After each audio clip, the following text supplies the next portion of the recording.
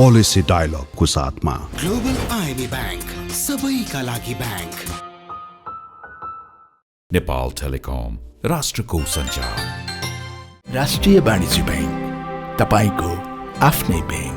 आफ्नो भनेको आफ्नै हुन्छ। छिटो भनेकै वर्ल्ड लिंक। नेपालमा सर्वाधिक डाउनलोड गरिएको हाम्रो पात्रो एप तपाईका लागि सधैँ सजिलो, सबै सजिलो, किनकि यसमा सबै छ। www.nepalwatch.com।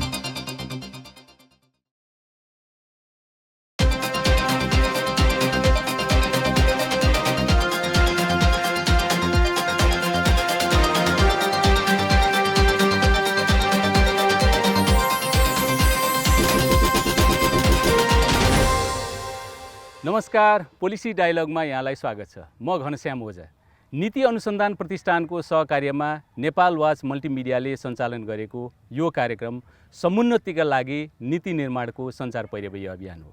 यो कार्यक्रम आज हामी सुन्दर सुदूरपश्चिमको धनगढीबाट सञ्चालन गरिरहेका छौँ र यो श्रृङ्खला सुदूरपश्चिम प्रदेश अनुसन्धान तथा प्रशिक्षण प्रतिष्ठानसँगको सहकार्यमा भइरहेको छ र यस कार्यक्रममा हामी स्थानीय तहमा कस्ता खालका आर्थिक गतिविधिहरू भइरहेका छन् र विशेष गरी वित्तीय क्षेत्रको पहिचान कसरी भइरहेको छ र स्थानीय स्तरमा खर्च कसरी भइरहेको छ छलफल गर्नेछौँ।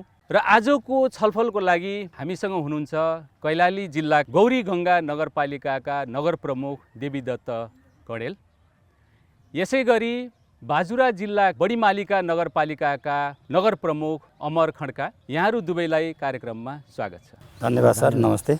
आजको पहिलो प्रश्न बडीमालिका नगर प्रमुख अमर खड्काबाट सुरु गर्न चाहन्छु। यहाँले अहिलेसम्म करिब 2 वर्षको अवधिमा पुँजीगत खर्च कति जति गरिसक्नुभयो? गत आर्थिक वर्षको हकमा हामीले 76% पुँजीगत खर्च गरेका थियौँ भने यो वर्ष हामीले अहिलेसम्म 26% जम्मा पुँजीगत खर्च भएको छ। 26% मात्रै खर्च हुनुको पनि कारण छ। सुरुमा बडीमालिका नगरपालिकामा प्रमुख प्रशासकीय अधिकृतको रूपमा उपसचिव सरुवा भएर आउनुभयो। उहाँ दसैँ लगत्तै अर्को पालिकामा सरुवा हुनुभयो। त्यसपछि अहिले नयाँ प्रमुख प्रशासकीय अधिकृत आउनुभएको 56 दिन भयो। 56 दिनमा जम्मा 42 दिन मात्रै काम गर्न पाउनु भएको छ। त्यो 42 दिनमा पनि कहिले धनगढीको कार्यक्रम, कहिले काठमाडौँको कार्यक्रम गरेर अफिसियल हिसाबले काम गर्न पाउनु भएको छैन। तैपनि अहिले पुँजीगत खर्च जम्मा उहाँ नआउनुभन्दा अगाडि 6% मात्रै थियो। अहिले बढेर केही सम्झौताहरू ठेक्कामा गएका छन्, केही योजनाहरू काम सम्पन्न भइसकेका छन्, अनुगमन गर्न बाँकी छ र यो रेसियोमा हेर्दाखेरि 26% पुँजीगत खर्च गएको छ। र अहिले हामीले सङ्घ र प्रदेशको तुलनामा चाहिँ स्थानीय तहको पुँजीगत खर्च चाहिँ बढी छ। किन भन्दाखेरि प्रदेश हामी स्थानीय तह प्रत्यक्ष रूपमा जनताको प्रत्यक्ष सरकारको विषय भएको हुनाले हाम्रा साना योजनाहरूदेखि लिएर योजनाहरू धेरै हुने, प्राविधिकदेखि लिएर धेरै कुराहरू हामीले काम गर्नुपर्ने भएको हुनाले कतिपय कुराहरू त्यो भुक्तानीको चरणमा भएको हुनाले पुँजीगत खर्च करिब स्थानीय तहमा 80-90 को हाराहारीमा छ। तर सङ्घको हेर्ने हो भने, सङ्घ र प्रदेशको हेर्ने हो भने पुँजीगत खर्च घटी अवस्थामा छ। म अब गौरीगङ्गा नगरपालिकाका प्रमुखज्यूसँग गएँ। यहाँको नगरपालिका चाहिँ अन्य नगरपालिका भन्दा प्राकृतिक स्रोतकै हिसाबले अलिक सम्पन्न नै मानिन्छ। जस्तो त्यहाँनिर चाहिँ खोला नालाहरू छन्, ढुङ्गा गिटी बालुवाको सम्भावना पनि बढी छ, प्राकृतिक रूपमा पनि असाध्यै सुन्दर नगरपालिका छ र यसमा चाहिँ आन्तरिक स्रोत, आम्दानीको स्रोत त प्रशस्तै होला नि। यहाँले कसरी गरिरहनु भएको छ? संरचनागत हिसाबले बजार त्यति छैन हामीसित। हाम्रो आन्तरिक स्रोत भनेको वन जङ्गल र खोला नाला हुन्। यसमा पनि हामीले स्थानीय सरकार सञ्चालन ऐनले दिएको अधिकारलाई अझ पनि नगरपालिकाको मातहतमा ल्याउन नसकेको अवस्था छ। यो वनको मामलामा कस्तो रहेछ भने बडो गाह्रो। वनले एउटा भन्छ, स्थानीय सरकार सञ्चालन ऐनले अर्को भनिराखेको छ। कमसेकम हाम्रो आम्दानीको 10% नगरपालिकालाई वन जङ्गलबाट आएको स्रोतको राजस्व जम्मा गर्नुपर्नेछ भन्ने स्थानीय सरकार सञ्चालन ऐनमा छ भने वनले के भन्छ भने होइन त्यो कहाँ हुन्छ भनेर पनि अहिलेसम्म हामीले नगरपालिकाले अहिले यो वर्ष मात्रै हामी भर्खर अब हामी तपाईँहरूलाई कुनै पनि तपाईँहरूको वार्षिक कार्ययोजना स्वीकृत गर्दैनौँ भनेर नगरसभाबाट नै एउटा निर्णय गरेर हामी सबै जिल्ला वन कार्यालयदेखि लिएर सब डिभिजन वन कार्यालयमा पनि पत्राचार गरेपछि अहिले बल्ल हामी अहिले यो जङ्गलको कुरोहरूलाई हामीले नगरपालिकामा ल्याउन सफल भएका छौँ। यो सालको फेरि त्यो जुन काम भइराखेको छ त्यो बिक्री नभइसकेको अवस्था हुँदाखेरि पनि आउन सकेको छैन भने ढुङ्गा बालु गिट्टीको सबैका आँखा त्यसैमा पर्दा रहेछन्, पत्रकारका आँखा त्यसैमा पर्ने र अन्य सबै जति पनि निकायहरू छन् ढुङ्गा बालु गिट्टीमा के हुन्छ यो ढुङ्गा बालु गिट्टीमा हामीलाई ठेक्का लगाउने भालुको कम्फर्ट भइसकेको छ। यसका समस्याका बारेमा हामी पछि फेरि आउँछौँ। अहिले चाहिँ हामीले आम्दानीको स्रोत भएर पनि त्यसको मार्केट छैन। अहिले आर्थिक मन्दी, देशमा नै यी भौतिक पूर्वाधारका संरचनाहरू नबनिराखेको अवस्था, स्रोत भएर पनि त्यसलाई सदुपयोग गर्ने ठाउँ नभएपछि त्यो स्रोतका रूपमा सङ्कलन गर्न नगरपालिकालाई चुनौती भइराखेको अवस्था चाहिँ सिर्जना भएको अवस्था हो। म अब फेरि बढीमालिका नगरपालिकाका नगर प्रमुखसँग गएँ। धेरैजसो नगरपालिका चाहिँ सङ्घ र प्रदेशको अनुदानमा निर्भर भएको देखिन्छ। त्यसमा चाहिँ जो अनुदान आउँछ त्यसको पनि धेरै रकम चाहिँ अनुत्पादक क्षेत्रमा गएको भनेर चाहिँ हामीले धेरै यो रिपोर्टहरू सञ्चार माध्यमहरू पनि पढिरहेका छौँ। अब यो अवस्थाले त वास्तवमा स्थानीय तहलाई त कहिले पनि सक्षम बनाउन सक्दैनन् र यहाँले चाहिँ आफ्नो नगरपालिकालाई चाहिँ आर्थिक रूपमा सक्षम बनाउनलाई चाहिँ के गरिरहनु भएको छ? धन्यवाद सर। अब पहिलो कुरा चाहिँ हामीले सङ्घ र प्रदेशको अनुदानमा आधारित रहेर तत्कालको लागि हामीले पालिका चलाउनु पर्ने बाध्यता एकातिर छ भने हामीले स्थानीय स्रोतको पहिचान गर्न सकेका छैनौँ र आर्थिक वृद्धि हुने क्रियाकलापमा चाहिँ हाम्रो ध्यान पुगेको छैन। सोलो डोलोमा हेर्दाखेरि अब कतिपय कुराहरू त्यो भित्रको सबै इन्डिकेटरहरू होला, तर खास गरी हामीले बढीमालिका नगरपालिकाले स्थानीय स्तरमा चाहिँ सङ्घ र प्रदेशको अहिले पछिल्लो अवस्थामा चाहे समानीकरण अनुदान होस्, चाहे सम्पूरक होस्, चाहे विशेष अनुदानको कुरा होस्, त्यो घट्दै गइरहेको छ। त्यो घट्नुको पछाडिको कारण भनेको अब स्थानीय तह बलियो हौ है, साधन स्रोत परिचालन गर्ने मामलामा, स्रोत पहिचान गर्ने मामलामा, आर्थिक वृद्धिका योजना बनाउने कुरामा चाहिँ सचिव स्तरीय निर्णय कतिपय तपाईँको संविधानको स्थानीय तहको स्वायत्त शासन ऐनमा भएको कुराहरूलाई अब तपाईँहरूले योजनाबद्ध ढङ्गले लाग्नुहोस् है भन्ने खालको कुरोहरू गरेको छ।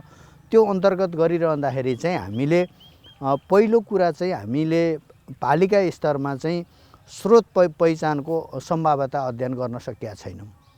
तर जे छ देखेको कुराहरूलाई परिचालन कसरी गर्ने भन्ने हाम्रो योजनाअनुसार गऱ्यौँ। तर खास गरी अध्ययन गर्ने, सम्भाव्यता अध्ययन गरेर प्राकृतिक स्रोत कति छ, यसको दिगोपना कसरी गर्न सकिन्छ र यसले भोलि समाजमा आर्थिक रूपान्तरण कति ल्याउन सक्छ भन्ने कुरामा चाहिँ हाम्रो अध्ययन नपुगेको छ। यो समग्र रूपमा सबै पालिकाको हाम्रो समस्याको विषय हो। दोस्रो, अहिले हामीले बढीमालिका नगरपालिकाले स्रोत पहिचानको कुरा गर्ने हो भने तीनटा कुरालाई हामीले ध्यान दिएका छौँ। एउटा कृषि, पर्यटन र कृषि र पर्यटनलाई जोड्नका लागि यातायात, त्यसलाई छोटकरीमा कृपया भनेर भने कृषि, पर्यटन र यातायात, त्यसलाई कृपया मोडल भनेर हामी लिन खोज्दैछौँ। त्यो भनेको के हो भनेपछि हामी कृषि प्रधान देश हो। हामीसँग अहिले तपाईँको धेरै जमिनहरू बाँझो छ। युवाहरू सबै बेरोजगारी भयौँ हुन्छ, सबै विदेशीयको स्थिति छ। तर हामीले कृषिमा लगानी गर्नका लागि पर्याप्त मात्रामा स्रोतको पहिचान गरेर हामीले त्यसलाई वित्तीय स्रोत खोज्ने, त्यसमा आर्थिक वृद्धि हुने खालका आयोजनाहरू कसरी परिचालन गर्न सकिन्छ भन्ने खालको कुराहरू हामीले गरेका छौँ। त्यसमा पनि हामीले प्रत्येक वडामा कृषिलाई प्रमुख रूपमा लिइरहँदा हामीले अहिले नेपाल सरकारको दिवा खाजा कार्यक्रमलाई जोडेका छौँ। त्यो दिवा खाजा कार्यक्रमसँग जोडिरहँदाखेरि अहिले नेपाल सरकारको कार्यक्रमलाई हामीले स्थानीय तहले कसरी बलियो बनाउन सकिन्छ, सुदूरपश्चिमका 4वटा जिल्लामा त्यो कार्यक्रम लागू भइरहेको छ। बाजुरा, बजाङ लगायत डोटीमा त्यो भनेको WFP को लगानीमा, मर्सीको प्राविधिक सहयोगमा र स्थानीय NGOबाट बाजुराका सबै पालिकाहरूमा त्यो कार्यक्रम छ र दाल, चामल र तेल नेपाल सरकारले दिन्छ। त्यसमा तरकारी टपअप गरिएको छ। त्यो तरकारी टपअप गरिएको भनेको हाम्रो पालिकाका 25वटा सामुदायिक विद्यालयमा कक्षा 6 सम्म पढ्ने विद्यार्थीहरू प्रत्येक विद्यार्थी 3 रुपियाँका दरले एक दिनको तरकारी बराबरको पैसा आउँछ। त्यो हामीले स्थानीय कृषकहरू, फर्महरू, कृषि समूहहरू अनि सहकारीहरू उहाँहरूलाई उत्पादनका आधारमा तपाईहरू परिचालित हुनुहोस्। हामीले स्थानीय उत्पादन बढाउने र स्कुलमा खपत हुने चिज स्कुलमा खपत गराउने र बाँकी रहेको चिज नगरपालिकाले कृषि एम्बुलेन्स मार्फत बजारमा हामीले प्रत्येक वडामा सङ्कलन केन्द्र बनाउने र केही वडामा बनिसकेको छ, केही वडामा हामी बनाउने योजनामा छौँ र त्यो कुरा चाहिँ हामी बजारसम्म लिङ्क गरेर सदरमुकाममा हामीले 20 मेट्रिक टनको कोल्ड चेम्बर बन्दैछ, कृषि बजार बनाउँदैछौँ र हामी बढी भएको उत्पादन चाहिँ बजारीकरण गर्नमा हामी सहयोग गर्छौँ भनेर किसानहरूलाई अहिले प्राविधिक र अन्य कुराहरू गरिरहेका छौँ। दोस्रो भनेको हामीले पर्यटन क्षेत्रको बढी मालिका अहिले भूस्वर्गको रूपमा रहेको छ, प्राकृतिक सौन्दर्यता छ, भर्जिन एरियाको रूपमा छ। अहिले त्यो क्षेत्रलाई पर्यटन विकास गर्नका लागि हामीले त्यो सम्भावना देखेका छौँ र त्यो सँगसँगै अन्य वन, जडीबुटी, जङ्गलहरू, प्राकृतिक स्रोतहरू धेरै छ। त्यसलाई अधिकतम ढङ्गले हामीले प्रयोग गर्ने ताकि हामीले बाह्य चिजहरू भन्दा पनि हाम्रो स्थानीय कच्चा पदार्थबाट बन्ने चिजहरूलाई हामीले नीतिगत हिसाबले प्रयोग गर्ने गरिकन हामीले अगाडि बढिरहेका छौँ। म चाहिँ गौरीगङ्गा नगरपालिकामा आउँछु। नगरप्रमुखज्यू, यो गौरीगङ्गा नगरपालिकाले अहिले यो आय आर्जनका स्रोतहरू पहिचान गर्न के कामहरू गरिरह होला अहिले?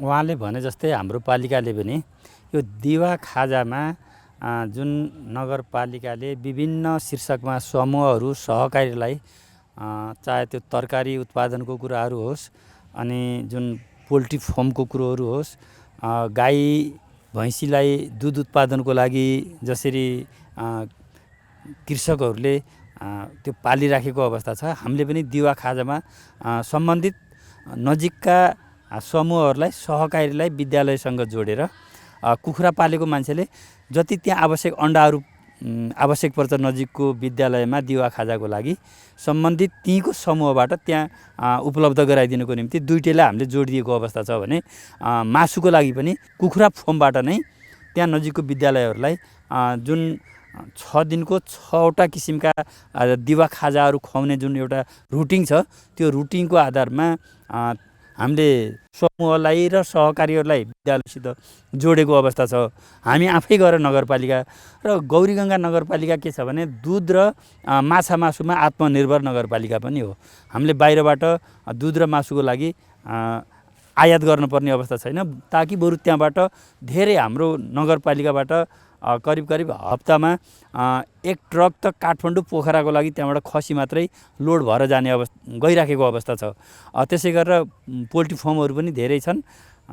त्यस कारणले गर्दाखेरि अब दिवा खाजामा दुधको हाम्रो 5वटा त हाम्रो दुग्ध डेयरी मात्रै छन् हाम्रो नगरपालिकामा।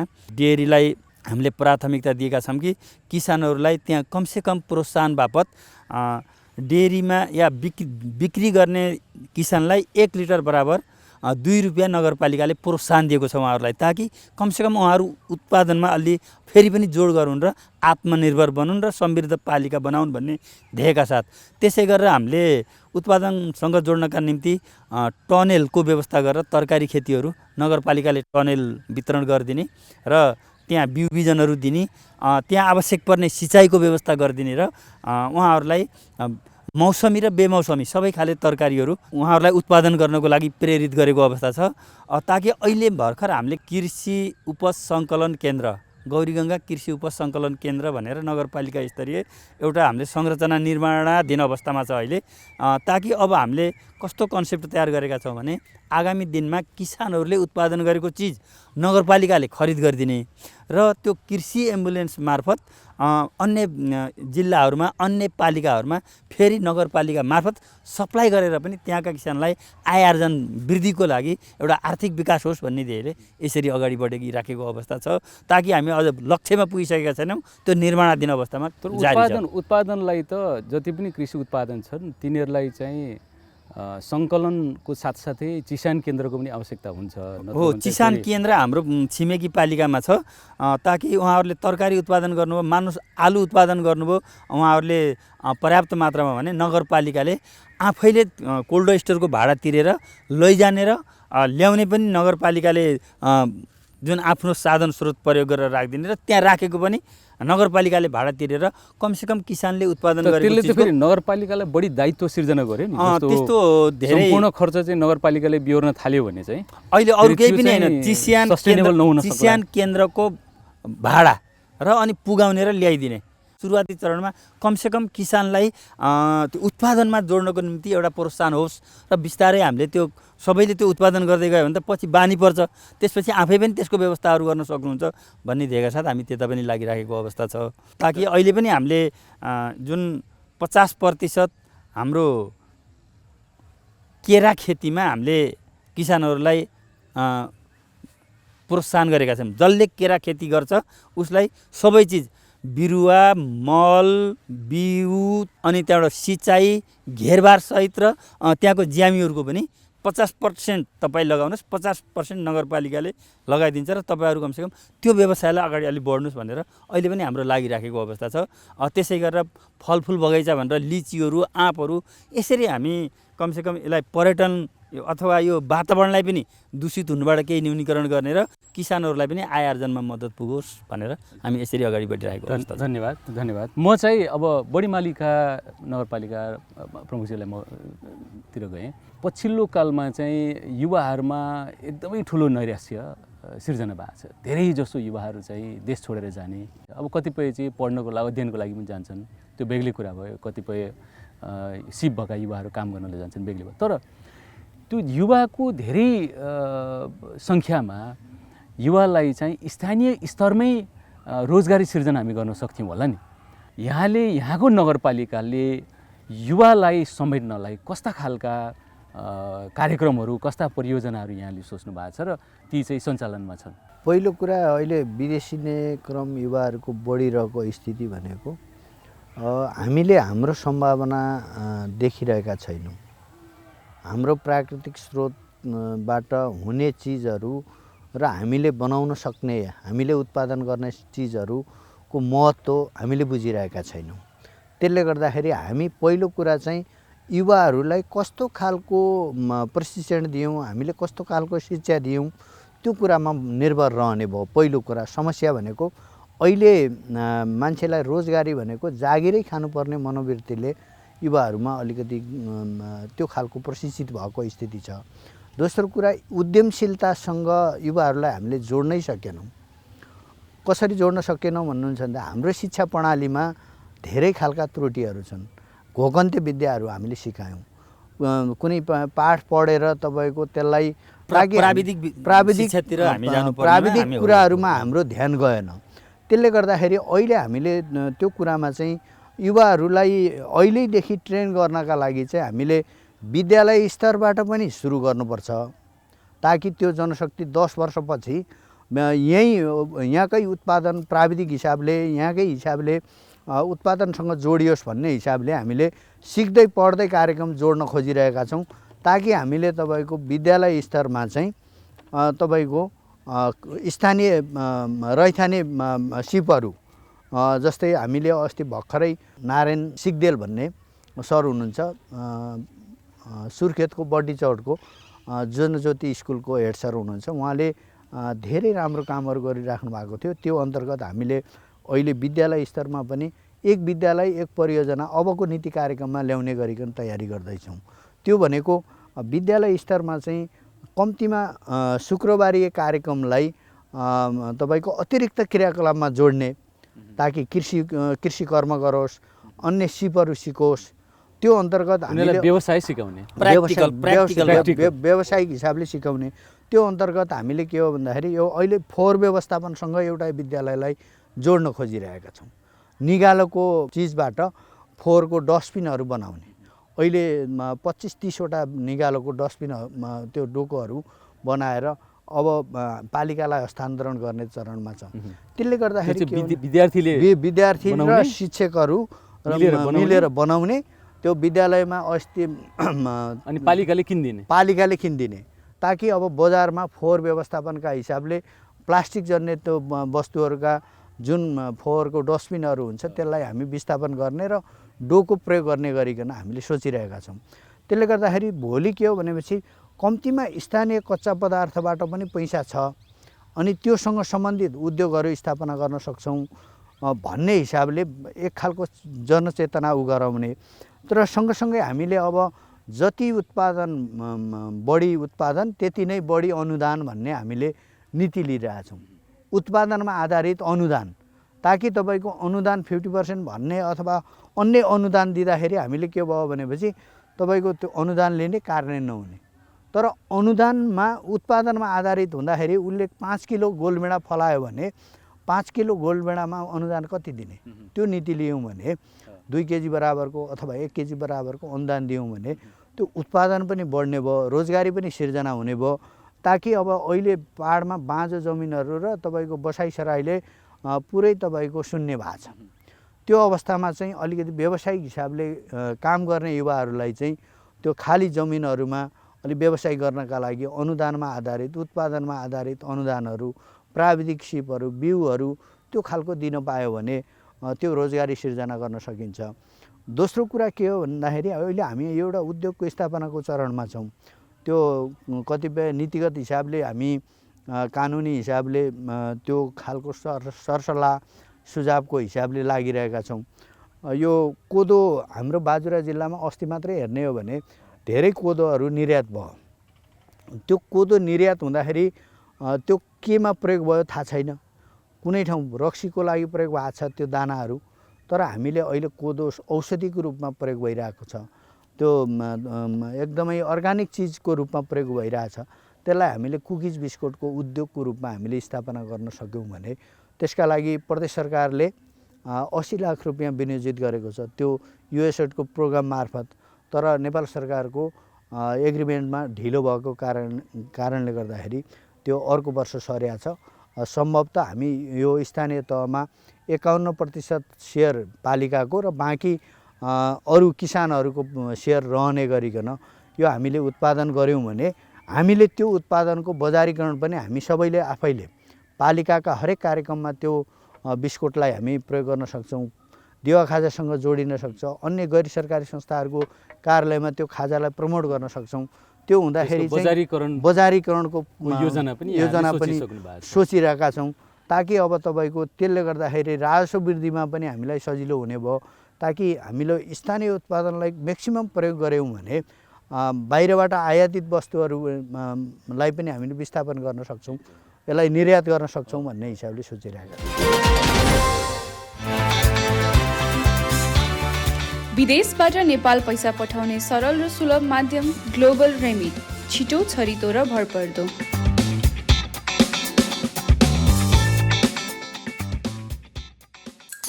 अरूको त थाहा भएन, तर नेपाल टेलिकमले भने फाइबर इन्टरनेट उही पैसामा 250% सम्म बढी दिन्छ।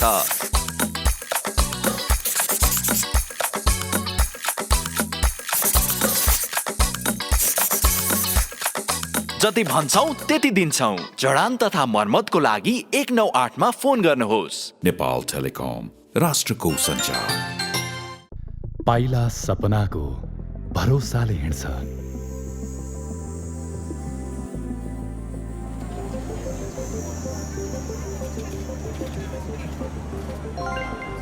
कठिन भए नि आफ्नो सपना आफ्नै हुन्छ।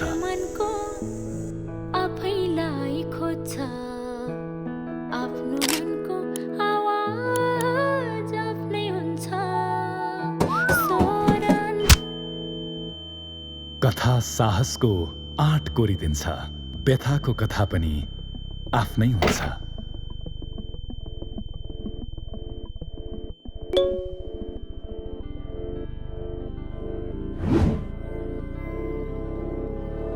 आफ्नै सुन्ने आफैलाई खोज्ने नयाँ युगमा पनि आफ्नो भनेको आफ्नै हुन्छ। राष्ट्रिय वाणिज्य ब्याङ्क, सम्पूर्ण डिजिटल कारोबारका लागि डिजिटल संसार। जोड्दै मनको तार, जोड्दै मनको तार, जोड्दै मनको तार,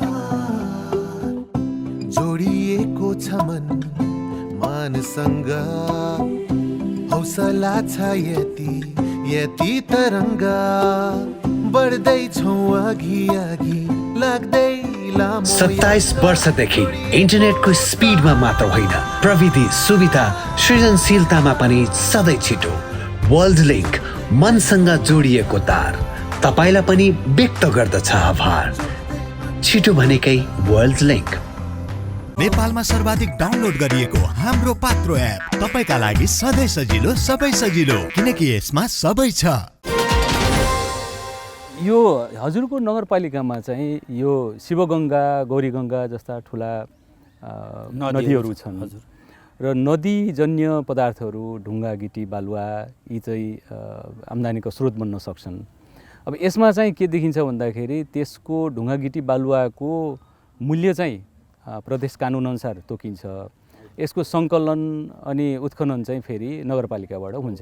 यसमा समस्या कहाँनिर छ? यहाँहरूले कहाँ समस्या देख्नु भएको छ? यो मलाई लाग्छ हाम्रो पालिका मात्रै नभएर जति पनि यो तराई क्षेत्रमा नदीहरू छन्, यो सबैको एउटा चुनौतीको विषय हो भएको छ भन्ने मलाई लाग्छ।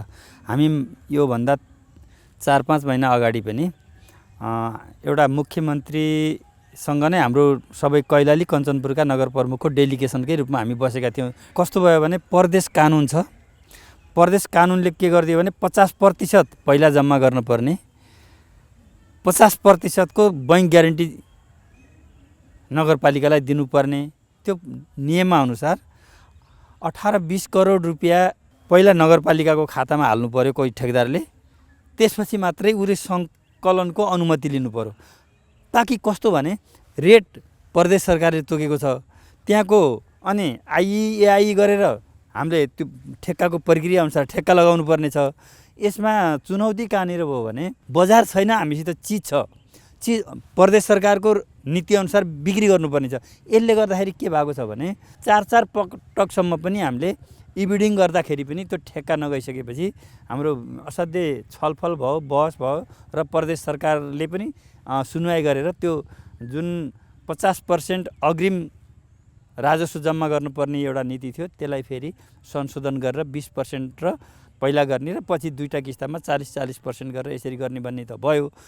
त्यसले गर्दाखेरि कस्तो छ भन्नुहुन्छ भने हामीले प्रक्रियामा ठेक्काको इबिडिङ मार्फत कसैलाई दिनु थियो भने त्यो अलि यो खरिद ऐनभन्दा विपरीत भएको छ कि भन्ने समीक्षा चाहिँ भएको छ। प्रदेश सरकारसित छलफल पनि भएको छ। यसले गर्दा धेरै गाह्रो अवस्था चाहिँ भएको छ। बिहानदेखि रातिसम्म ड्युटी फुल हुनुपर्ने अवस्थाहरू छ। गाह्रो, धेरै गाह्रो छ। तापनि अब सबै पालिकाहरूले, नगरपालिका सङ्घले, गाउँपालिका महासङ्घले पनि यो विषयमा छलफल गर्नुभएको छ। सायद अब यो जुन संशोधनको फ्रममा पुगेको छ, हाम्रो प्रदेश सरकारको पनि अहिले सायद प्रदेश कानुन बनिरहेको अवस्था छ, त्यसमा संशोधन हुन्छ कि भन्ने हामीलाई आशा छ र यो प्रदेश सरकारमा हामीले पेश गरिसकेका छौँ। यसमा चुनौती धेरै ठुलो छ। सायद मलाई लाग्छ अब आउने समयमा त्यो संशोधन भएर आउला भन्ने लागेको छ। हेरौँ के हुन्छ। त्यसैमा थोरै जोडेँ हाम्रो मेयर साहबले भनेको कुरामा चाहिँ म प्रदेशको नगरपालिका सङ्घको सहसंयोजक भएको हिसाबले पनि धेरैवटा यस्ता अन्तर्क्रिया कार्यक्रमहरूमा मुख्यमन्त्रीज्यूसँग डेलिगेसन, प्रदेश सरकारसँग र सङ्घ सरकारसँग पनि नीतिगत बाधाहरू छन् धेरै। अहिले हामी सुदूरपश्चिम प्रदेशमा 2-3वटा कुराहरूमा एउटा कर्मचारी व्यवस्थापनमा हामीलाई समस्या भएको छ। स्थानीय तहमा भन्ने हो भने अहिले कर्मचारी सरुवा बढुवा गर्ने नपाउने, अब सङ्घको ऐन पनि आएको छैन, निजामती ऐन, प्रदेशको पनि बल्ल पेश भएको छ। प्रदेशको पनि ऐन जारी नहुँदाखेरि 7औं तह सँगै अधिकृत भएको मान्छे बागमती प्रदेशमा 8औं तहमा पुगिसक्यो। अनि यहाँ सुदूरपश्चिम प्रदेशमा हेर्ने हो भने 6औँको 6औँ छ। व्यक्तित्व विकासका कारणले पनि यहाँ ऐन नआइदिँदाखेरि कर्मचारीहरू पनि समायोजन गर्ने सरुवा हुने र हामीले चाहेको जस्तो जनशक्ति नपाउँदाखेरि पनि अहिले तपाईँको स्थानीय तहमा काम गर्नका लागि अप्ठ्यारो भयो। दरबन्दी फुलफिल भएको छैन। अहिले तपाईँको ओभरसियर 100 ओभरसियरको भ्याकेन्सी भएको छ, इन्जिनियर लेभलको भएको छैन, भ्याकेन्सी भएको छैन। अब हामी कहाँ सबै पालिकाहरूको समस्या यो सुदूरपश्चिमका 88वटा पालिकाको समस्या हो। तपाईँको दरबन्दी अनुसारको चार्ट अनुसारको कर्मचारी नपाउनु, अनि कार्यक्षमताका हिसाबले, पुँजीगत खर्चका हिसाबले, अनि हामीले क्वालिटी तपाईँको सेवा दिने हिसाबले, सेवा प्रवाहका हिसाबले हामी जनप्रतिनिधिसँग ठोकिन्छौँ। तर नेपाल सरकारले, सङ्घीय सरकारले, प्रदेश सरकारले पनि आफूले बनाउनु पर्ने कानुन ऐनहरू, कतिपय हामीले बनाउनु पर्ने ऐनहरू पनि का विषयमा पनि एकअर्कासँग समन्वयात्मक कुरा भएको छैन। त्यसले गर्दाखेरि समस्या भइरहेको छ। अहिले हामीले करारमा कर्मचारी राखेर काम चलाइराख्नु परेको अवस्था छ कि ताकि मैले भने नि अब जुन यो आर्थिकसँग जोडिने कुराहरू अब राम्रो राम्रो विज्ञ मान्छेहरू केन्द्रमै केन्द्रित छन्। प्राविधिकहरू चाहे त्यो कृषिको क्षेत्रमा होस्, चाहे स्वास्थ्यको क्षेत्रमा होस्, चाहे भेटनरीको क्षेत्रमा होस्, राम्रो राम्रो मान्छेहरू केन्द्रमा बस्ने।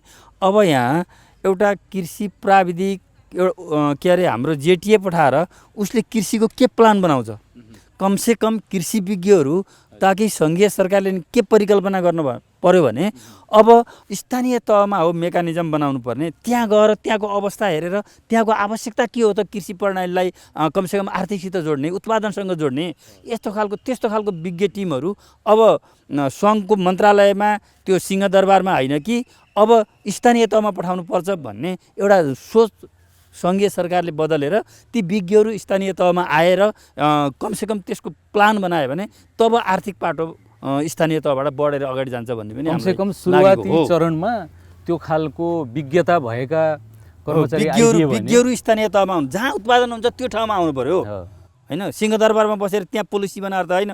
मेरो नगरपालिकामा के हो त आवश्यक त्यहाँ उत्पादन हुने, त्यो केराको जोन बनाउन सकिन्छ, त्यहाँ बाख्रा जोन बनाउन सकिन्छ, त्यहाँ के छ भने अर्को गएर हाम्रो जुन माछाको जोन बनाउन सकिन्छ। धेरै ताल तलैयाहरू छन् हाम्रा। त्यसै गरेर हाम्रो दैनिक 3500 लिटर हाम्रो पालिकाबाट दुध हामीले अहिले दुग्ध डेरीमा बेचिराखेको अवस्था छ हाम्रा किसानहरूले। अब दुधको पैसा नपाएर बडो समस्या भइराखेको छ। अब समयमा मल नभएको अवस्था छ। आर्थिक पाटोलाई समृद्ध बनाउनलाई, बलियो बनाउनलाई त कमसेकम ती विज्ञहरू आएर प्लान त स्थानीय तहमा बनाउनु पर्यो, ताकि कहाँ के कस्तो खालको उत्पादनहरू हुन्छ। अब यहाँको नगरपालिका त केराको लागि पनि असाध्यै प्रसिद्ध छ नि। केरा हाम्रो एकदमै केरा धेरै राम्रो छ। केराको जोनै बनाउन सकिन्छ। त्यो समस्या के छ? सबै कुरो आर्थिक पाटोमै जोडिन्छ। हाम्रो पालिकाबाट केरा उत्पादन गरेर कतिपय मान्छेहरूले ट्रकबाट सडकमा लगेर केराहरू फाल्नुपर्ने अवस्था आएको छ। इन्डियामा किसानहरूलाई प्रोत्साहन दिएको छ, अनुदान दिएको छ, उत्पादनमा उहाँहरूलाई लागत कम लागिरहेको अवस्था छ। अब हाम्रो पनि कमसेकम उनीहरूको लागत कम भएर भारतबाट आउने केरा चाहिँ उनीहरू केराभन्दा सस्तो भयो, प्रतिस्पर्धा गर्न नसकिरहेको अवस्था छ। त्यो अवस्थामा हाम्रा किसानहरूलाई कमसेकम राष्ट्रिय पोलिसी बन्न पर्यो किसानहरूको निम्ति र उत्पादन वृद्धिको निम्ति। अब नगरपालिकाले मात्रै सबै कुरोहरू, अनुदानका कुराहरू, प्रोत्साहनका कुराहरू, हामीसित समानीकरण भनेर आउँछ 16-17 करोड रुपियाँ एउटा पालिकामा 60-70 हजार जनसङ्ख्या हुन्छ। ती कर्मचारीहरू 200 त हाम्रा करारका कर्मचारीहरू राख्नु परेको अवस्था छ। तिनीहरूलाई तलब खुवाउने कि अनि किसानलाई के अरे प्रोत्साहन गर्ने कि विद्यालयका शिक्षकहरूलाई गुणस्तरीय शिक्षाको निम्ति त्यहाँ कमसेकम पोलिसी निर्माण गर्ने कि स्वस्थ रहनका निम्ति एउटा वार्डमा एउटा प्राविधिकहरू चाहिए। यसले गर्दाखेरि मलाई के लाग्छ भने जुन स्थानीय सरकार अथवा हाम्रो संविधानले परिकल्पना गरेका अधिकारहरू स्थानीय तहलाई जति दिएको छ त्यो अनुसारको रकम विनियोजन स्थानीय तहमा गर्न पर्छ। तब मात्रै स्थानीय तहलाई अलि हामीले पोलिसी मेकर गरेर अगाडि बढाउन सक्ने अवस्थाहरू रहन सक्छ। धन्यवाद। म बढीमालिका नगरपालिकाका प्रमुखज्यूसँग फेरि आएँ। यो कुनै पनि उद्यमलाई चाहिँ सस्टेनेबल बनाउन त्यो उद्यमसँग चाहिँ यो फरवर्ड लिङ्केज र ब्याकवर्ड लिङ्केज भन्छन् अङ्ग्रेजीमा चाहिँ। त्यसमा चाहिँ मुख्यतया भनाइको मतलब त्यो उद्यमबाट उत्पादन हुने उत्पादित वस्तुको बजारको सुनिश्चितता हुनु पर्यो र त्यो उत्पादनलाई आवश्यक पर्ने कच्चा पदार्थ पनि सुनिश्चित हुनु पर्यो, अनि मात्रै त्यो उद्यम चाहिँ अगाडि बढ्छ भनिन्छ। अब यहाँको नगरपालिकामा कोदोको केही कुराहरू सुनियो, त्यसलाई चाहिँ एउटा उद्यमको रूपमा विकास गर्ने भनेर। अन्य कस्ता उद्यम होला जहाँ चाहिँ यहाँले बजारीकरणलाई पनि ध्यान दिनुभएको छ र त्यसको कच्चा पदार्थ आउने कुरालाई पनि जोड्नु भएको छ, त्यो चाहिँ किसानसँग जोडिन्छ? अब यसमा दुईटा कुरा हामीले अहिले पछिल्लो अवस्थामा नेपाल सरकारले घरेलु उद्योग, साना उद्योग मार्फत धेरै कार्यक्रमहरू दिने, अनुदान दिने, ताकि अब तिनीहरूको सम्भाव्यता अध्ययन नहुने, कच्चा पदार्थ कति छ त्यो पनि अध्ययन नहुने र जसले गर्दाखेरि त्यसको दिगो मेसिन ल्याउने, जडान गर्ने, त्यसलाई सञ्चालन नगर्दै बन्द हुने त्यो स्थिति छ। त्यो सँगसँगै अहिले हामीले यो कोदोको कुरा किन गरिरहेछौँ भन्नुहुन्छ भन्दाखेरि कोदो उत्पादन किसानहरूका लागि पनि धेरै मेहनत नगर्नुपर्ने, त्यत्तिकै पनि उत्पादन हुने र उत्पादनमा धेरै तपाईँको रोग, किरा रोग पनि नलाग्ने, त्यसको कोदोको बाहिरको बोक्रा पनि जति तपाईँको भण्डारण गर्दाखेरि पनि क्षमता चाहिँ त्यसको 2 वर्ष 3 वर्षका लागि पनि केही समस्या नहुने कारणले गर्दाखेरि कोदोलाई हामीले बढी उत्पादन भएको, उत्पादन पनि सहजै प्राप्त गर्न सकिने र त्यसलाई अब हामीले अहिले पछिल्लो अवस्थामा तपाईँको सुगर, डायबिटिज जस्ता बिरामीहरूले पनि त्यसलाई कोदोको सेवन गरिरहेको अवस्था। अहिले संयुक्त राष्ट्रसङ्घले कोदो वर्ष भनेर घोषणा गरेको सँगसँगै भारतले पनि कोदोलाई व्यापक ढङ्गले उत्पादनसँग जोडेर कार्यक्रम गरिरहेको र नेपाल सरकारले पनि कोदो वर्ष भनेर गरिरहेको हुनाले यो रैथाने बाली मध्ये एउटा महत्त्वपूर्ण बाली, उत्पादन पनि बढी, त्यो भएको हुनाले हामीले बजारसँग पनि जोड्न सकिने। अहिले पछिल्लो अवस्थामा काठमाडौँतिर जाने हो भने ठुल्ठुला तपाईँको होटल रेस्टुरेन्टहरूमा जाने हो भने कोदोको ढिँडोहरू, कोदो सहजै बिक्री हुने खालको हिसाबले त्यो मार्केट देखेर तपाईँको अगाडिको बजार पनि सम्भावना धेरै, उत्पादनमा पनि हामीले उत्पादनमा आधारित भएर पनि काम गर्न सकिने भएको हुनाले हामीले त्यो कोदोको सम्भाव्यता देखेर हामीले स्थापना गर्न सोचिरहेका छौँ। अब सम्भवतः अर्को वर्ष लाग्छ होला। यो वर्ष हामी उद्योग दर्ताको चरणमा जान्छौँ, पब्लिक किसानहरूसँग सेयर होल्डरको रूपमा जान्छौँ र अर्को वर्ष स्थापना गर्ने सोचमा छौँ। त्यसमा चाहिँ किसान पनि सेयर होल्डर किसानहरू अनिवार्य रूपमा किसानहरूलाई सेयर होल्डर नबनाइकन हामी उद्योग चलाउन सक्दैनौँ। उहाँहरूको सुनिश्चितता, सेयरको होल्डरको सुनिश्चितता सँगसँगै अब हामीले कोदोसँग टाइअप अरू के गर्ने, कोदो बेचेर मात्रै तपाईँको किसान त बाँच्दैन। त्योसँग तपाईँको हाम्रो पहाडतिर चोतो भन्छ, मुला, गेन्टे मुलाको अलिकति ठुलो परिकार, त्यो मुला जस्तै हुन्छ, गेन्टे मुला जस्तै हुन्छ। चोतोको हामी मस्यौराको कन्सेप्टमा छौँ, पिँडालुको कन्सेप्टमा छौँ। त्यसरी अब एकअर्कासँग टाइअप गरेर कृषिजन्य वस्तुहरूको हामीले उत्पादन बढाउन सक्यौँ र त्यसलाई बजारीकरण गर्न सक्यौँ भने त्यसरी सम्भव हुन्छ कि भन्ने हिसाबले सोचिरहेका छौँ, ताकि अब तपाईँको एउटै त्यो कुरा हुनसक्छ, अरू कुराहरू पनि हामीले जोडेर अर्को उत्पादनसँग जोड्न सक्यौँ भने त्यसलाई दिगो बनाउन सकिन्छ कि भन्ने हिसाबले सोचिरहेको। म गौरीगङ्गा नगरपालिकाका प्रमुखज्यूसँग फेरि गएँ। अनुदानले चाहिँ नगरपालिकालाई अथवा व्यक्तिलाई नै पनि परनिर्भर बनाउँछ। जबसम्म चाहिँ नगरपालिकाले आफ्नै स्रोतको पहिचान गर्दैन र जबसम्म उसले चाहिँ नगरपालिकाले पैसा कमाउँदैन, भनौँ न आम्दानी चाहिँ सिर्जना गर्न सक्दैन, तबसम्म चाहिँ फेरि यो अनुदान चाहिँ आइरहने अनि त्यसमा चाहिँ परनिर्भर भइरहने चाहिँ देखिन्छ। र त्यसले गर्दा चाहिँ फेरि नगरपालिकालाई चाहिँ बलियो चाहिँ आर्थिक रूपमा नगरपालिका बलियो हुन सक्दैन। र यहाँले चाहिँ आफ्नो नगरपालिकालाई आर्थिक रूपमा बलियो सबल बनाउनको लागि कस्ता प्रयासहरू, कस्ता उद्यमहरू को बारेमा सोचिरहनु भएको छ? सर्वप्रथम त अब यो के छ भने हामी पनि हिजो सरकारमा नहुँदाखेरि सबै चिज राज्यले नै गरिदियोस् भन्ने हामीले पनि परिकल्पना गर्थ्यौँ र हाम्रा पनि आवाजहरू त्यस्तै रहन्थे। के छ भने राज्य भनेको को र हाम्रो दायित्व भनेको के हो भन्ने कुरो हामीले हाम्रा जनता माझमा बसेर मजाले डायलग नगरेसम्म त्यो मलाई लाग्छ समृद्धतिर अगाडि बढ्न असाध्य कठिनाइ अवस्था छ। सरकार भनेको पनि हामी हो र हाम्रो दायित्व कर्तव्य र हामीले कसरी नगरपालिकालाई कमसेकम त्यहाँ समृद्ध बनाउने, कसरी हाम्रा किसानहरूलाई उत्पादनसँग जोड्ने र यहाँको स्रोत साधनलाई कसरी नगरपालिकासँग जोड्ने भन्ने कुरोमा सोचेनौँ भने गाह्रो हुन्छ। त्यसैले अहिले नगरपालिकाले के परिकल्पना गरेको छ भने संविधानले दिएका अधिकारहरूलाई प्रत्येक हाम्रा 40-45वटा सामुदायिक वनहरू छन्। अब उनीहरूको वार्षिक पोलिसी बनाउँदाखेरि नै उहाँहरूको आम्दानीको 10% नगरपालिकाको खातामा नहालेसम्म उहाँहरूको वार्षिक पोलिसी नै स्वीकृत नगर्ने। अब हामी बाध्यकारी अवस्थामा पुगेका छौँ। त्यो गरेका छौँ भने हो वनको कुरोमा त्यो निर्णय गरेका छौँ भने अर्को यो ढुङ्गा बालु गिटीको पनि हामीले कमसेकम काम गर्ने वातावरण एउटा नीतिलाई चेन्ज गर्नुपर्ने अवस्था छ। कानुन बनाउने प्रदेशले झेल्नुपर्ने स्थानीय तहले भएको हुनाले स्थानीय तह र प्रदेशको बिचमा समन्वय गरेर जुन 40% त्यसको हाम्रो प्रदेशमा जान्छ स्रोत र 60% नगरपालिकामा हो, समन्वय गरेर कमसेकम हाम्रो स्थानीय तहको स्रोतलाई हाम्रो राज्यसित जोड्नको निम्ति त्यो खालको समन्वयकारी भूमिका अनुसारको कानुन बनाएर सहज रूपले अगाडि बढ्न जरुरी देखिन्छ। त्यसै गरेर हाम्रो उत्पादनसँग जोड्ने कुरोहरू गौरीगङ्गा नगरपालिकामा दुध र मासु आत्मनिर्भर भएको छ।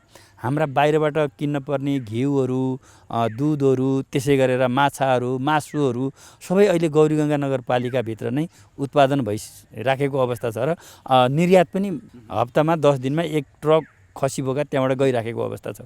अब त्यसलाई हामीले बढी प्रोत्साहनको रूपमा हामीले त्यो गऱ्यौँ भने कमसेकम खसी लाँदाखेरि पनि पैठारी कर उसले तिरेर लान्छ, व्यापारीले पनि, बाहिरको उसले पनि, बोका लाँदाखेरि पनि कमसेकम निकासी कर उसले तिरेर लैजान्छ, ताकि हाम्रा किसानहरूलाई पनि त्यसले एउटा आर्थिक रूपमा मजबुत बनाउँछ भने जहाँ हामीले कर तिर्दैनौँ त्यहाँ हाम्रो नगरपालिकाबाट विकास निर्माण हुँदैन भन्ने कन्सेप्ट हाम्रा जनतालाई हामीले पार्न सक्नुपर्छ। हामी त्यतातिर अब जुन यो पूर्वाधार विकास होइन कि क्षमताको विकास, तालिमहरू त्यस्तो खालको गराएर हाम्रो पालिका राम्रो पालिका बनाउनलाई हामीले नै स्रोतहरू जम्मा गर्नुपर्छ भन्ने त्यो एउटा मानसिक विकास, जनतामा चेतनाको विकास गर्नको निम्ति अगाडि बढिरहेको अवस्था छ। अब नगरपालिकाले यो ठाउँको जग्गाको यति हो है, अब राजस्व तिर्नुपर्ने भनेर स्थानीय सरकारले त्यो मालपोतको पनि कानुन बनाएर अहिले हामीले त्यसरी नै जम्मा गरेर केही अहिले मलाई लाग्छ गत वर्ष 2,79,00,000 रुपियाँ जम्मा भएको थियो भने अहिले 4 करोडसम्म हामी पुगाउँछौँ कि भन्ने लक्ष्यमा हामी लागिरहेछौँ। विदेशबाट नेपाल पैसा पठाउने सरल र सुलभ माध्यम ग्लोबल रेमिट, छिटो, छरितो र भरपर्दो।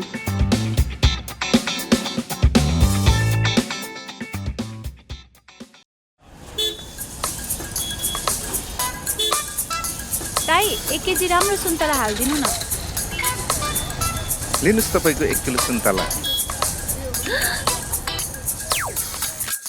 अरूको त थाहा भएन, तर नेपाल टेलिकमले भने फाइबर इन्टरनेट उही पैसामा 250% सम्म बढी दिन्छ।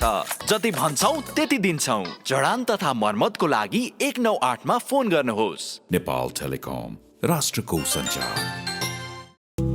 कसैले मुस्कुराएर हेर्नुपर्छ, माया नै बसे जस्तो ठान्छौँ। कसैको पहिरन देख्न साथ यस्तो र उस्तो भन्न थाल्छौँ। हामीलाई धारणा बनाउन त कसले पो रोक्छ र? यसै गरी हाम्रो बारेमा पनि यहाँहरूले केही धारणा बनाउँदै हुनुहुन्छ वा बनाइसक्नु भएको छ भने पनि कृपया पहिला हामी कहाँ आउनुहोस्, जहाँ छ अत्याधुनिक ब्याङ्किङ, जहाँ छन् युवा जनशक्ति, जो आफैमा सबल र सफल ब्याङ्क हो, जसको पहुँच सुगमदेखि दुर्गमसम्म छ। त्यसपछि सेवा सुविधा बारे थाहा पाउनुहोस् अनि बल्ल धारणा बनाउनुहोस्। राष्ट्रिय वाणिज्य ब्याङ्क, तपाईको आफ्नै ब्याङ्क। आफ्नो भनेको आफ्नै हुन्छ। 1 प्लेट मोमो प्लिज।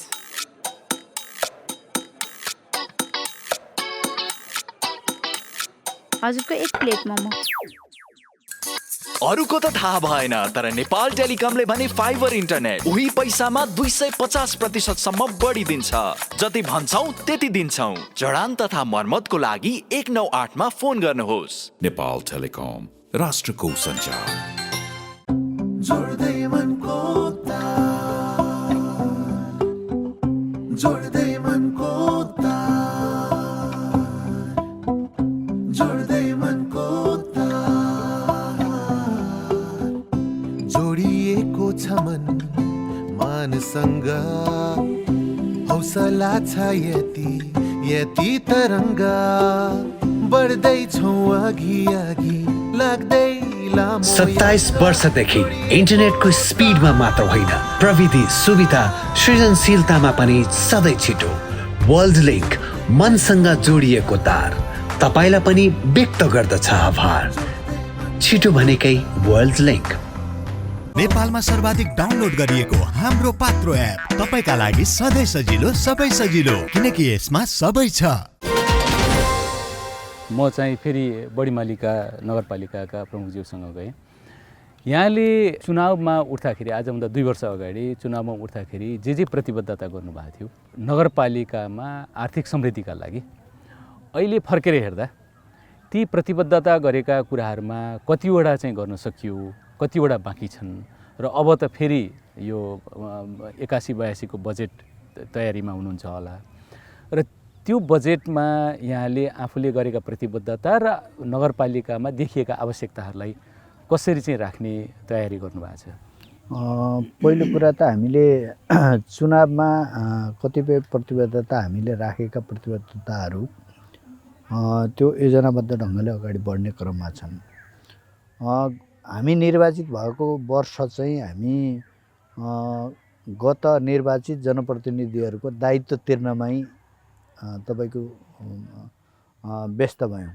भन्दाखेरि उहाँहरूले तपाईको बजेट सुनिश्चितता नभएका योजना काम सम्पन्न भइसकेका तर बजेट सुनिश्चितता नभएका योजनाहरूको भुक्तानी दिनमै हामी व्यतीत जथाभावी योजनाहरू चुनावी वर्ष भएको हुनाले अघिल्लो जनप्रतिनिधि साथीहरूले जनताका आशा अपेक्षा अनुसारको भएन होला अब त्यतिखेर निर्वाचनको बेला बजेट सुनिश्चितता भएनन् तर योजनाहरू बाँड्नु भयो तर ती कतिपय कर्मागत योजनाहरू छन् कतिपय तपाईको त्यतिखेरै नै बजेटको दायित्व सिर्जना गर्ने खालका छन् ती योजनाले गर्दाखेरि करिब 7-8 करोड चाहिँ हामी दायित्वमा थियौँ त्यो त्यति हुँदाहुँदै पनि हामीले प्रदेश सरकारसँग PLGSP को नवप्रवर्धन कार्यक्रम अन्तर्गत हामीले एउटा पहिलो हामी नगरपालिकाको सेवा प्रवाहलाई जोडौँ जबसम्म हाम्रो सेवा प्रवाह चुस्त दुरुस्त सुशासनका हिसाबले पारदर्शी ढङ्गले काम गर्न सक्दैनौँ तबसम्म हामी अगाडि बढ्न सक्दैनौँ भनेर प्रविधि मैत्री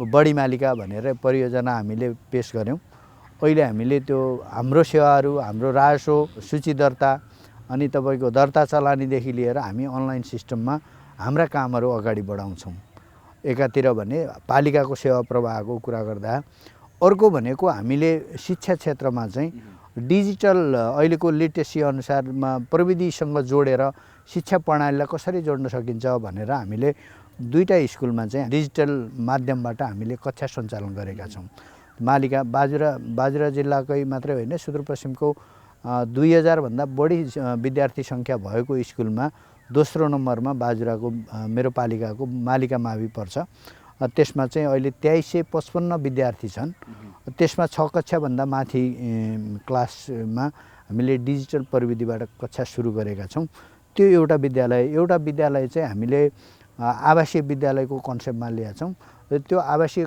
विद्यालय कस्तो भन्दाखेरि अहिले धेरै बालबालिकाहरू बाल गृहको रूपमा बाहिर समुदायभन्दा बाहिर जाने र त्यो बालबालिकाको भविष्यतिर के भयो कसो भयो हामीलाई पनि थाहा नहुने त्यहाँको नजिकको अभिभावकले पनि आफूभन्दा टाढा गइसकेपछि राम्रै ठाउँ गयो होला भन्ने तर सम्बन्धित जहाँ जन्मेको त्यो ठाउँमा चाहिँ उसले दायित्व अथवा बिर्सिनु पर्ने स्थिति त्यो भएको हुनाले त्यस्तो बालबालिकाहरूलाई हामी अहिले पालिका नै अभिभावक हुने गरिकन आवासीय विद्यालय बनाउने ताकि अहिले आफ्नो भूमि बिर्सिने आफ्नो नेपालप्रतिको माया बिर्सिने त्यस्ता जनशक्तिहरू ताकि नबनुन् स्थानीय हामी अभिभावक स्थानीय पालिका नै अभिभावक बनोस् भनेर आवासीय विद्यालय बनाउन खोजिरहेका छौँ त्यही विद्यालयमा चाहिँ हामीले अर्को डिजिटल प्रविधिको कार्यक्रम पनि जोड्यौँ 2टा विद्यालय जोड्यौँ अहिले हामीसँग तपाईको 25 वटा सामुदायिक विद्यालयहरू छन् त्यसलाई हामीले अहिले विद्यालय भर्ना अभियानमा चाहिँ अहिले शिक्षा स्थानीय तहलाई दिएको छ 12 सम्मको। तर हामीलाई शिक्षक सरुवादेखि लिएर दरबन्दी क्रिएट गर्नेदेखि लिएर सबै कुराहरू हामीलाई दायित्व थोपरी दिएको छ। नगर कहीँ नगर स्वयंसेवक भनेका छन्, कहीँ कसैले केही गरेर तपाईँको यो हामीलाई महालेखाले तपाईँको बेरोजगारी सिर्जना देखाइदिएको छ।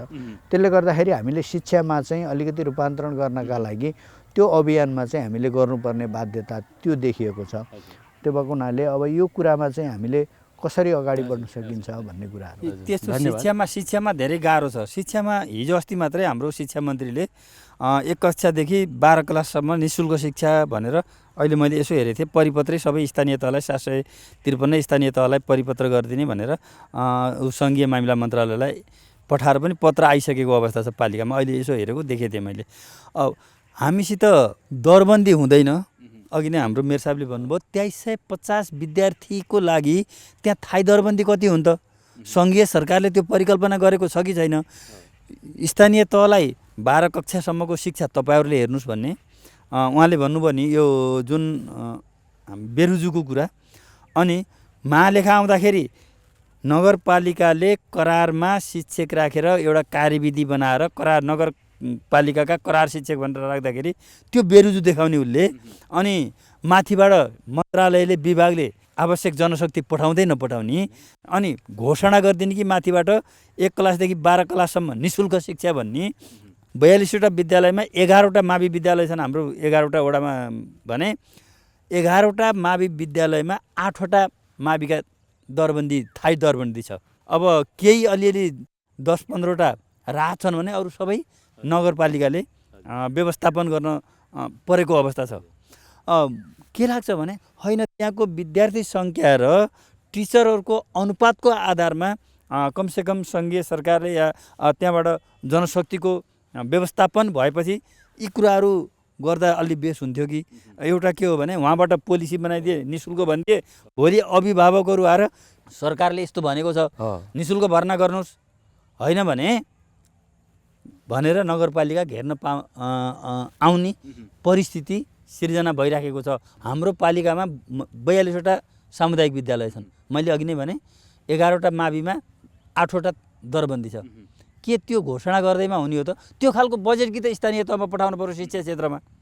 यी यस्ता कुराहरूले गर्दाखेरि स्वास्थ्य शिक्षालाई एउटा माथिबाटै त्यो खालको आवश्यकताहरूको जनशक्तिको विनियोजन नगरेसम्म गाह्रो अवस्था चाहिँ यसमा डाक्टर साहबले भनेकोमा म जोड्ने, हामीले घोषणा पत्रमा भनेको कुराहरू चाहिँ कतिपय नीतिगत हिसाबले हामीले पुरा गर्न सकेका छैनौँ।